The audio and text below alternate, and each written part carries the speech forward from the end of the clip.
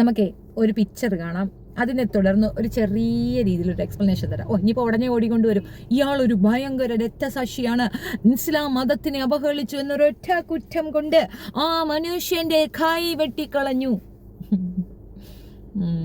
ഒരാളുടെ കൈ വെട്ടുന്നതും ഒരാളെ ഉപദ്രവിക്കുന്നതിനൊന്നും ഞാൻ അനുകൂലിക്കുന്നില്ല. കയ്യും കാലും അല്ല, തലയും വെട്ടത്തില്ല, ഒന്നും വെട്ടത്തില്ല. ബോധമില്ലായ്മയുടെ പീക്കിൽ എന്തോ കയറി ചെയ്തിട്ടുണ്ട് എന്നുള്ളത് വസ്തുത. അത് തീർത്തും പരാജയപ്പെട്ടവൻ്റെ ആയുധമായിരുന്നു എന്ന് മാത്രമേ എനിക്ക് പറയാനുള്ളൂ. തെറ്റായിരുന്നു. അതിനുശേഷം നടന്നതൊക്കെ നമുക്കറിയാമല്ലോ. പല രീതിയിൽ ഇസ്ലാം പല രീതിയിൽ അവഹേളിക്കപ്പെട്ടതിൻ്റെ മെയിൻ റീസൺ ഈ ഒരു കൈവെട്ട് കേസാണ്. ആരാണ് ജോസഫ്? അത് നമുക്കൊന്ന് നോക്കിയാലോ. അപ്പോൾ ജോസഫാണോ ആദ്യമായിട്ട് ഇസ്ലാമിനെതിരെ വല്ലതും പറഞ്ഞത്? ജോസഫ് നടത്തിയത് ഇസ്ലാമിക വിമർശനമല്ലായിരുന്നു, അവഹേളനമായിരുന്നു.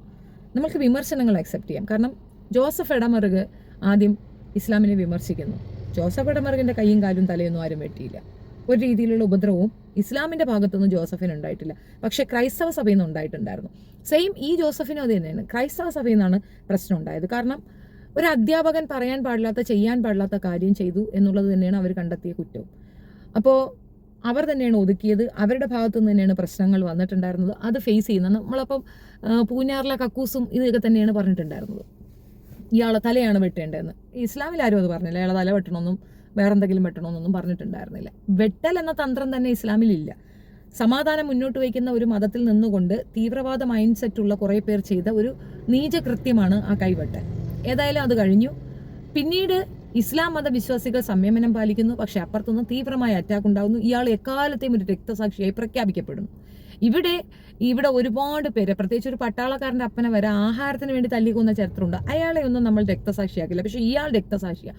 ലോകം കണ്ട അല്ലെങ്കിൽ ഇന്ത്യ കണ്ട ഏറ്റവും വലിയ പ്രശ്നം ഈ ഇസ്ലാമാണ്. ഇസ്ലാമിൽ ഇതുപോലുള്ള തീവ്രവാദ പ്രവർത്തനങ്ങൾ ഉണ്ട് എന്ന് പറഞ്ഞുകൊണ്ട് ഈ മനുഷ്യന് നേരെ വാളെടുത്തവർ ഇസ്ലാമിൻ്റെ ഏറ്റവും മോശപ്പെട്ട ഒരു വശത്തെ ചൂണ്ടിക്കാണിക്കുകയും അതിൽ കൂടെ ഇസ്ലാമികർക്കെല്ലാം തന്നെ നാണക്കേടുണ്ടാക്കി വയ്ക്കുകയും ചെയ്തിട്ടുണ്ടായിരുന്നു. നമ്മൾ എത്ര തന്നെ ഇതിനെ മറ്റൊരു രീതിയിൽ പറഞ്ഞാലും ഇത് വെളുക്കില്ല. പക്ഷെ ഒരു കാര്യമുണ്ട്, ഈ പറയുന്ന മനുഷ്യർ, അപ്പം ആരായിരുന്നാലും ശരി തന്നെ, അവർ മനസ്സിലാക്കേണ്ട ഒരു കാര്യമുണ്ട്. ഇയാളൊരു മാഷല്ലേ? ഒരു മാഷ് ചെയ്യാൻ പാടുള്ള ഒരു കാര്യമാണോ ചെയ്തത്? അത് മാത്രമല്ല, ഒരു വിശ്വാസത്തിൽ നിന്നുകൊണ്ട് മറ്റൊരു വിശ്വാസത്തിനെ അവഹേളിക്കുന്ന തെറ്റല്ലേ? നിനക്കൊരു വിശ്വാസമുണ്ട്, അതിനകത്ത് ഒരുപാട് മിസ്റ്റേക്കുകളും ഉണ്ട്. ഞാൻ പറയല്ല, ക്രൈസ്തവ മതത്തിലാണെങ്കിൽ ഒരു ശാസ്ത്രജ്ഞന്മാരെ കൊല്ലുന്ന ഒരു മതമാണ്. വേറെ എല്ലാവരും അങ്ങനെയൊന്നും ചെയ്യത്തില്ല. കൊന്നുകളയുന്ന പരിപാടി ഏറ്റവും കൂടുതലുള്ളത് ക്രിസ്ത്യാനികൾക്കാണ്. പക്ഷെ അവരുടെ ആ മോശപ്പെട്ട എല്ലാ വശങ്ങളും മറച്ചു വയ്ക്കപ്പെടുകയും ഇസ്ലാമിൻ്റെ മോശപ്പെട്ട ഒരു വശത്തിനെ അതിന് ചൂണ്ടിക്കാണുന്ന തക്കവണ്ണമുള്ളൊരു വൃത്തികേടുമാണ് ഇതിനകത്തൂടെ സംഭവിച്ചത്. ആർക്കും ലാഭമില്ല. ഏറ്റവും കൂടുതൽ ലാഭമുള്ളത് ക്രൈസ്തവർക്കോ മുസ്ലിംസൊക്കോ അല്ല. ഏറ്റവും കൂടുതൽ ലാഭപ്പെട്ടത് സംഘികൾക്കായിരുന്നു. ഇപ്പോൾ എന്താ വിഷയം എന്ന് പറഞ്ഞു കഴിഞ്ഞാൽ, പുള്ളി ഇപ്പോൾ ചേക്കേറിയിരിക്കുന്ന സ്ഥലം അത് ഞാൻ നിങ്ങളെ ഒന്ന് കാണിച്ചു തരാണ്. പലരും തെറ്റിദ്ധരിക്കുന്ന ഒരു കാര്യം, പുള്ളി ഒരു യുക്തിവാദിയായിരുന്നു. ആ യുക്തിവാദത്തിൻ്റെ ഉച്ചഘട്ടത്തിലാണ് പുള്ളി ഇങ്ങനെ ഒരു കാര്യം പറഞ്ഞത്. യുക്തിവാദികൾ മെയിനായിട്ട് ഈ മാഷന്മാരൊക്കെ തന്നെയാണ് പെട്ടെന്ന് യുക്തിവാദത്തിലേക്ക് വരുന്നത്. കാരണം ഒരുപാട് വായനകളും ഒരുപാട് പഠിത്തങ്ങളും ഒക്കെ ഉള്ളത് അവർക്കാണ്. അപ്പോൾ അവർക്കാണ് പെട്ടെന്ന് വിചിന്തനങ്ങൾ ഉണ്ടാകുന്ന യുക്തിവാദത്തിലേക്കൊക്കെ അവർ തിരിയുന്നതെന്നാണ് ഞാൻ മനസ്സിലാക്കുന്നത്. എൻ്റെ മനസ്സിലാക്കലുകളാണ്, അത് അടിച്ചേപ്പിക്കലല്ല. അങ്ങനെയുള്ള മാഷായ പുള്ളി യുക്തിവാദി ആയതുകൊണ്ടും ഇങ്ങനെ ഒരു കാര്യം പറഞ്ഞു. ഇതങ്ങനെയൊന്നുമല്ല.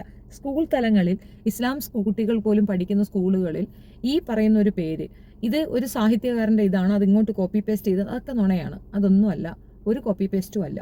പകരം അദ്ദേഹം അതിനകത്തിട്ടിരുന്ന പേര് മറ്റൊന്ന്, ഇവിടെ ചേർത്ത് വെച്ച പേര് മുഹമ്മദ് എന്ന്. ഇത്രയും രീതിയിൽ വൾഗറായി ഇസ്ലാമിൽ അവഹേളനം നടത്തി. അപ്പം അതിൻ്റെ പകരമായിട്ട് എന്ത് കിട്ടിയെന്ന് പറഞ്ഞാൽ ഇസ്ലാം കുറച്ചുകൂടെ ഏറിപ്പോയി. ഇപ്പം മുഹമ്മദ് നബിയെ പറയാത്തവരായ ആരുമില്ല. അങ്ങനെ ഒരു അവസ്ഥയിലേക്ക് കാര്യം എത്തി. ഒരു ചെറിയ മിസ്റ്റേക്കിന് വലിയ വില കൊടുക്കേണ്ടി വന്നു ഇസ്ലാം സമുദായത്തിന് എന്നുള്ളതാണ് ഞാൻ മനസ്സിലാക്കുന്നത്. അപ്പോഴും ആ ഒരു വശം അവിടെ നിൽക്കുമ്പോൾ അതൊരു നല്ല ഒരു ടൈമായി. കാരണം നിസ്സാര കാര്യത്തിന് ആർക്കും ഒന്നും പറയാൻ പറ്റാത്ത, വിമർശിക്കാനേ പറ്റാത്ത ഒരു സാഹചര്യത്തിൽ നിന്ന് വിമർശനവും അക്സെപ്റ്റ് ചെയ്യുന്ന ഒരു സമൂഹമായി അവർ മാറിക്കഴിഞ്ഞു. വിമർശനമാണ്, അവഹേളനമല്ല. പക്ഷേ ഈ ജോസഫ് ചെയ്തിട്ടുള്ളത് മുഴുക്ക അവഹേളനമാണ്. ഒരു മതവിഭാഗത്തിൻ്റെ വികാരത്തെ വ്രണപ്പെടുത്തിക്കൊണ്ടുള്ള വൃത്തികെട്ടൊരു ഫോമായിരുന്നു അതെന്ന് മനസ്സിലാക്കി തരാൻ അത് ധാരാളമായിരുന്നു. ജോസഫ് മാഷ് ചെയ്ത വൃത്തികേടിനാണ് മറുപടി ഇപ്പുറത്തെ സൈഡിൽ നിന്നുണ്ടായത്. ഞാൻ ഈ പുള്ളിയെ വിശുദ്ധ പശുവായിട്ടൊന്നും പ്രഖ്യാപിക്കത്തില്ല. കാരണം ചെയ്തത് മോശമാണ്. രണ്ട് വിഭാഗവും. അയാളെ കൈവെട്ടിയതും തെറ്റാണ്, കൈവെട്ടാനുള്ള കാരണം ഉണ്ടാക്കി കൊടുത്തതും തെറ്റാണ്. രണ്ടും തെറ്റെന്ന് തന്നെ ഞാൻ പറയും. രണ്ടും തെറ്റ് തന്നെയാണ്.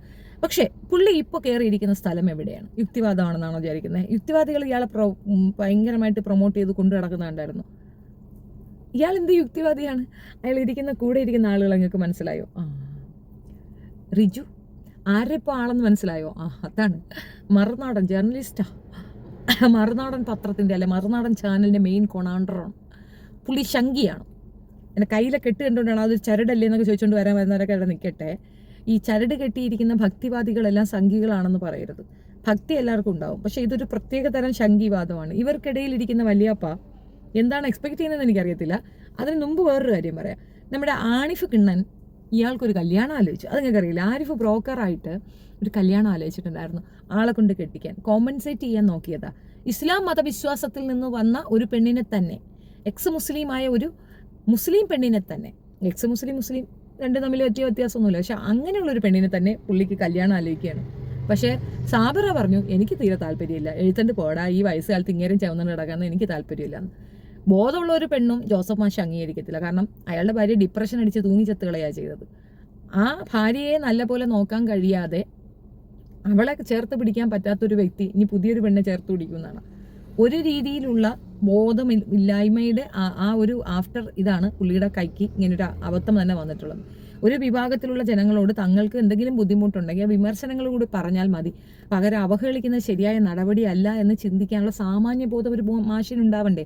അത്ര പോലും സാമാന്യബോധമില്ലാത്ത അയാൾക്ക് പൊതുസമൂഹത്തിൻ്റെ മുമ്പിൽ അയാളുടെ ഒറിജിനാലിറ്റി വെളിപ്പെടുന്ന ഒരു വിഷയമായിരുന്നു അത് എന്നാണ് ഞാൻ മനസ്സിലാക്കുന്നത്. ഏത് ആ മാഷിൻ്റെ ചോദ്യപേപ്പറിലുള്ള മുഹമ്മദ് എന്ന പരാമർശം, മുഹമ്മദ് നായിൻ്റെ മോനെ എന്നുള്ള പരാമർശം ഇനിയിപ്പോൾ സംഘികളുടെ കൂടെ കൂടിയിട്ടുണ്ട്. ഇനിയും ഇയാളെ യുക്തിവാദി എന്ന് പറഞ്ഞുകൊണ്ട് വേദി പങ്കിടാനായിട്ട് കൊണ്ടുവരുന്ന ആരിഫിനുള്ള വാണിംഗ് ആണിത്. ആര് യുക്തിവാദി, ആര് സംഘിവാദി എന്നുള്ളത് കൃത്യമായി ഞങ്ങൾക്ക് കണക്കുണ്ട്. ഇപ്പുറത്ത് നിൽക്കുന്നവർക്ക് കൃത്യമായി കണക്കുണ്ട് ആരാണ് സംഘിസം, ആരാണ് യുക്തിവാദം പറയണതെന്ന്. അനാവശ്യമായി യുക്തിവാദികളുടെ ഫേസ് മാസ്ക് എടുത്ത് അണിഞ്ഞ് നിങ്ങൾ സംഘിസം പ്രചരിപ്പിക്കാൻ നിൽക്കണ്ട. ഒരു യുക്തിവാദിയും സംഘികൾക്ക് വേണ്ടി കൊല്ലൂത്ത് നടത്തത്തില്ല. ഇസ്ലാമിനെ വിമർശിക്കുന്നത് ഇതാദ്യമല്ല, യുക്തിവാദികൾ പണ്ട് മുതലേ പറയുന്നതാണ്. അതിനകത്ത് പ്രോബ്ലം ഉണ്ട് എങ്കിൽ അതവർ പറയും, പക്ഷെ ഒരിക്കലും ഒരു അവഹേളനത്തിന് അവർ നിൽക്കത്തില്ല. ഇന്നവരെ ഒരു യുക്തിവാദിയും ഈ മതത്തിനെ അവഹേളിച്ച് എനിക്കറിയത്തില്ല. അതിനകത്തുള്ള പ്രോബ്ലംസ് മനസ്സിലാക്കാനും അതിലെന്തെങ്കിലും പ്രോബ്ലംസ് ഉണ്ടെങ്കിൽ തിരുത്താനും അവർക്ക് കൂട്ടുനിൽക്കുമെന്നതിനപ്പുറം ഉപദ്രവിക്കാൻ നിൽക്കത്തില്ല. ന്യൂനപക്ഷ സമുദായം എന്നുള്ളത് സത്യമാണ്, അത് ഇന്ത്യയിലാണ്. കേരളത്തിൽ അത് ന്യൂനപക്ഷമായിട്ടല്ല ഇപ്പം നിൽക്കുന്നത്. 26% എന്ന് പറയുന്നത് ന്യൂനപക്ഷമല്ല. ഒരു പരിധിവരെ ന്യൂനപക്ഷമാണ് എങ്കിൽ പോലും അത് ന്യൂനപക്ഷമായിട്ട് അംഗീകരിക്കപ്പെടത്തില്ല. ന്യൂനപക്ഷ സമുദായമാണ് എന്ന് പറയപ്പെടുന്ന ഇസ്ലാം മതം ഈ ഇന്ത്യയിൽ മൊത്തത്തിൽ ന്യൂനപക്ഷമാണെങ്കിലും കേരളത്തിൽ അത് ന്യൂനപക്ഷം എന്നതിൽ നിന്ന് മാറിക്കൊണ്ടിരിക്കുന്ന ഒരവസ്ഥയാണുള്ളത്. അത് വേണ്ട. ഇപ്പം ഇസ്ലാമിൽ നിന്ന് പുറത്തേക്ക് വന്നവർ എക്സ് മുസ്ലിം ആവുന്നു, ക്രൈസ്തവ മതത്തിൽ നിന്ന് പുറത്തേക്ക് വന്നിട്ട് ക്രിസ്ത്യാനിറ്റി വിടാതെ കാസക്കാർക്കൊപ്പം നിന്നുകൊണ്ട് ഒരു ചെയ്ത്ത് ചെയ്യുന്നു. പക്ഷെ കാസ കൈവിട്ടു. ഇനിയിപ്പോൾ സംഘികളുടെ കൂടെ ചേർന്ന് വീണ്ടും വേറെന്തോ പദ്ധതിക്ക് പുള്ളി പ്ലാൻ ഇടുന്നു എന്നുള്ളതാണ്. ഇനിയും ഇയാളെ യുക്തിവാദി എന്ന് പബ്ലിക്കിൽ പറയുന്നത് കൊണ്ടാണ് ഈ ഫോട്ടോ ഇവിടെ കാണിക്കേണ്ടി വന്നത്. അല്ലാതെ അയാളെ ഇകഴ്ത്താനോ അയാൾക്ക് സംഭവിച്ചത് കുറഞ്ഞു എന്നോ അല്ലെ കൂടിപ്പോയി എന്നോ ഇതൊന്നും പറയാനല്ല. ഞാനിപ്പോഴും പറയുന്നു, നമ്മൾ ചെയ്യുന്ന പ്രവൃത്തി കുറച്ചുകൂടെ വിജിലൻ്റായി കുറച്ചുകൂടെ മാന്യമായി കൈകാര്യം ചെയ്യാനുള്ള ബുദ്ധിയും ബോധവും നമുക്കില്ല എങ്കിൽ ഇതുപോലുള്ള പ്രശ്നങ്ങൾ വരും. ഇപ്പോൾ ഒരു മതസമൂഹം എന്ന് പറയുമ്പോൾ സംഘി ആണെങ്കിലും ഹിന്ദു മതമാണെങ്കിലും ക്രിസ്ത്യൻ മതമാണെങ്കിലും ഇസ്ലാം മതമാണെങ്കിലും എല്ലാവരും ഒരുപോലെ ചിന്തിക്കുന്നവരല്ല. ദൈവത്തിനെ അത്രത്തരം പ്രിയപ്പെട്ടവരായി കൊണ്ട് നടക്കുന്ന മനുഷ്യരുണ്ടാവും. അവരെടുത്ത് പോയി ആ ദൈവത്തിനെ നിന്ദിച്ചാൽ അടി കിട്ടൂ എന്നുള്ള തർക്കമേ വേണ്ട എന്ന്. ഇപ്പോൾ ദൈവം എന്നത് കടന്നിപ്പം അമൃതാനന്ദമയ ലെവലിലുള്ളവരെ പോലും പറഞ്ഞു കഴിഞ്ഞാൽ അതിനൊരു ലെവല് കഴിഞ്ഞാൽ അപ്പുറത്ത് നിൽക്കുന്നവർ ആക്രമിക്കും. അതായത് ബോധ നിലവാരം എല്ലാവർക്കും ഒരുപോലെ ആയിരിക്കത്തില്ല. അങ്ങനെയുള്ളവരെ ആക്രമിക്കുന്നതിന് ഒരു മതസമൂഹം മൊത്തം ആണ് എന്ന് പറയുന്നതിനോട് എനിക്ക് വിയോജിപ്പുണ്ടെന്നാണ് പറഞ്ഞത്. എന്തായാലും കല്യാണത്തിന് വേണ്ടിയിട്ട് ഇയാളെ സമീപിച്ചിട്ട് കിട്ടിയില്ല. ഇനിയിപ്പോൾ സംഘികളുടെ കൂടെ നടക്കുകയാണ്. എന്ത് ചെയ്യും മല്ലയ്യാന്ന് അറിയത്തില്ല. സംഘികൾ മെജോറിറ്റി കെട്ടാത്തവന്മാരാണ്. എവിടുന്നൊരു പെണ്ണൊപ്പിക്കുമെന്ന് അറിയത്തില്ല ജോസഫ് അണ്ണ. അങ്ങനെ നടക്കുകയാണ്. ദയവ് ചെയ്തിട്ട് ഇയാളെ യുക്തിവാദി സംഘങ്ങളിൽ കൊണ്ടുവന്ന് കെട്ടാതിരിക്കുക. സംഘികളുടെ കൂടെ നടക്കുന്ന ഒരു സംഘിവാദി മാത്രമാണ് ഇയാളെന്ന് പറയാൻ വേണ്ടിയാണ് ഈ വീഡിയോ ചെയ്തത്. നിങ്ങൾക്ക് ഇഷ്ടപ്പെട്ടാൽ വീഡിയോ ലൈക്ക് ചെയ്യുക, ഷെയർ ചെയ്യുക and subscribe my channel. Thank you. കൂടുതൽ വിവരങ്ങളുമായി വീണ്ടും കാണാം.